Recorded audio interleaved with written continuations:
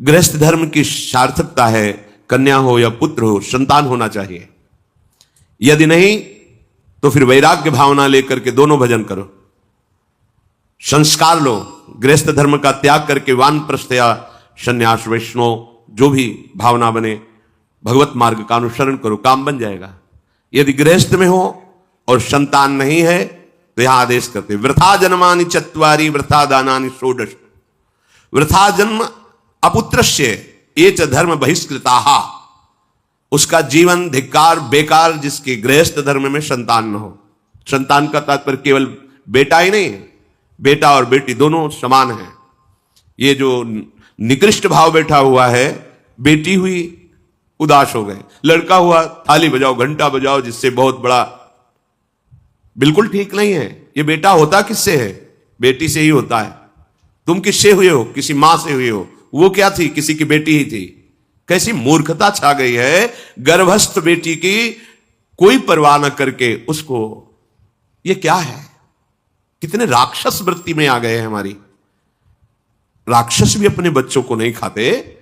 कितनी राक्षसी बुद्धि है। हम सुंदर दिखना चाहते हैं, समाज में सम्मान पाना चाहते हैं, और पाप कर्म कैसा? बेटी है गर्भ में, हत्या करा दो, नहीं चाहिए। तो बेटा कहां से पैदा होगा? वो किसी की बेटी से ही तो पैदा हो रहा है। कैसी मूढ़ता छा जाती है।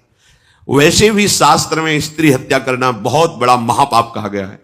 फिर भ्रूण हत्या, गर्भ हत्या, गर्भस्थ शिशु की, उसमें भी कन्या, सर्वनाश। इसके बाद फिर रोते हैं, हमने कौन सा पाप किया, भगवान ने हमारा पुत्र छीन लिया। कौन सा पाप किया, भगवान ने ऐसा कर दिया।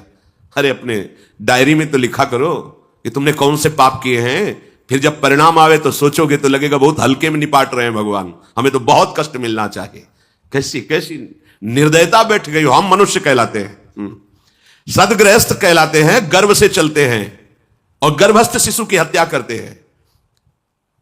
मान जाओ, ना सत्संग सुन रहे हो, ना शास्त्र स्वाध्याय कर रहे हो, इसलिए तुम्हें पता नहीं कि तुम कौन सा पाप कर रहे हो।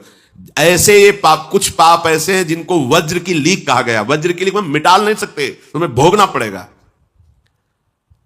जो गृहस्थ है और संतान नहीं है, उस जीवन को सार्थक करने के लिए अपने गृहस्थ जीवन का त्याग करो, तीर्थ धाम कहीं वास की व्यवस्था करो और दोनों मिलकर भजन करो, अपने शरीर को पूरा करो, तो जीवन सार्थक हो जाएगा। अगर गृहस्थ है, संतान है, पढ़ाओ लिखाओ, उसको उसी योग्य करो जैसे तुम्हारे माता पिता ने किया है, तो तुम उस ऋण से मुक्त हो जाओगे और